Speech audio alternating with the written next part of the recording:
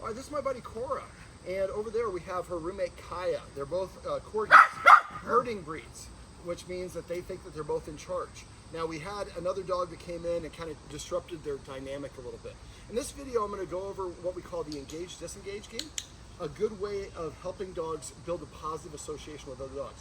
So we see the other dog, I've got kind of some, I've dug in their trash, so we have some broken down boxes there. I want to have that dog has a visual, so she can hide behind. If she's barking, that's not what we want. What we want to do is have her see the other dog and have something good happen.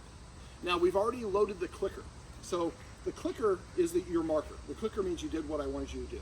So what we're doing is every time she looks at the other dog, I'm going to click and give her a treat. All right. Let's go ahead and take a step backwards towards the tree.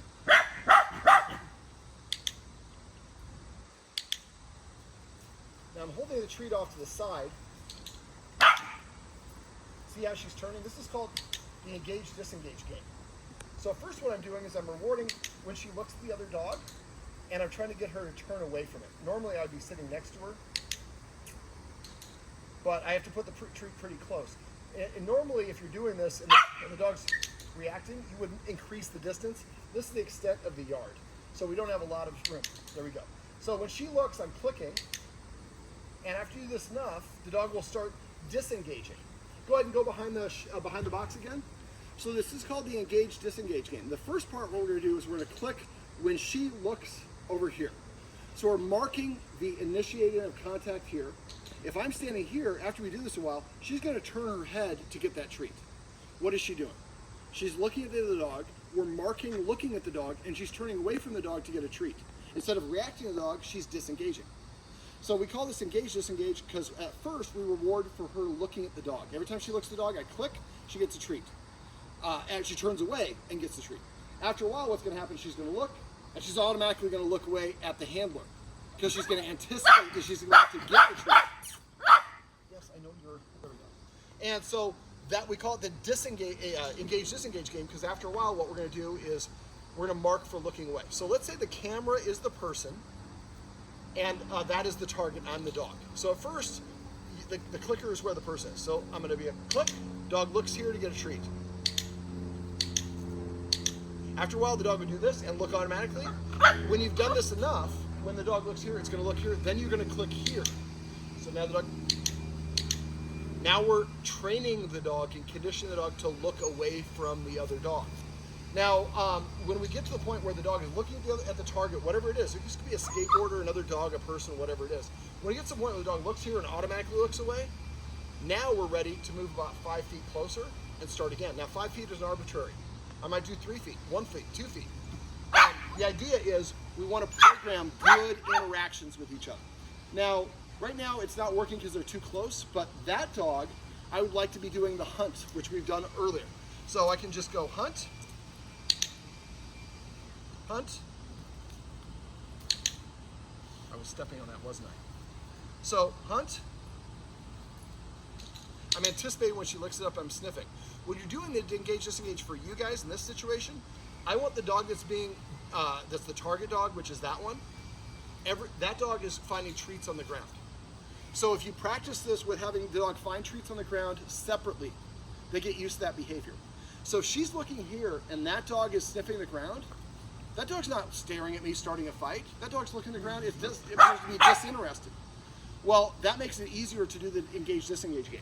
The idea is, come here, sweetie. Now I'm in the right position. Let's see if we can do this again. We'll do this the right way. This is how I'd normally like to do it. So I've got the clicker in this hand. See, she's looking at me, but I don't want her looking with her back here. That one? I want her kind of looking at this angle. Here, sweetie. Good camera presence. I can't block you in the shot. So I'm going to wait. Go ahead and step to the tree.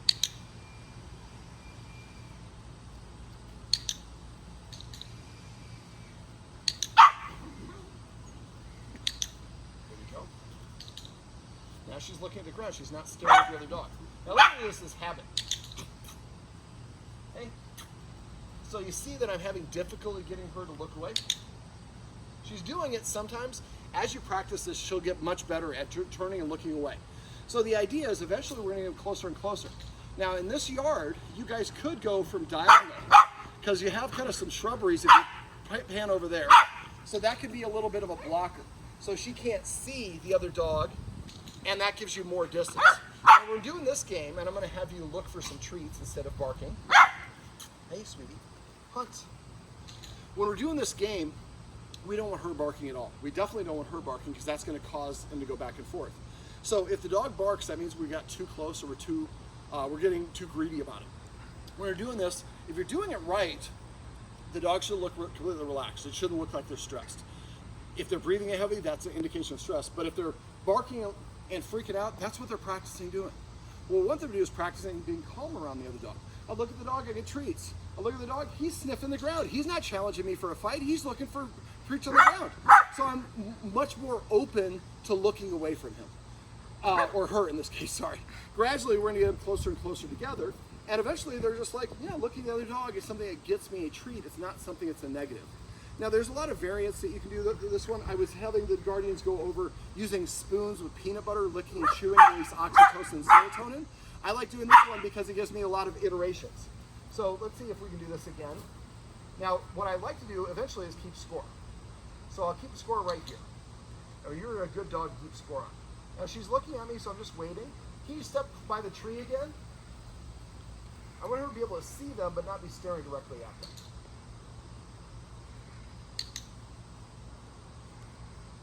That's the score, 1-0. 2-0.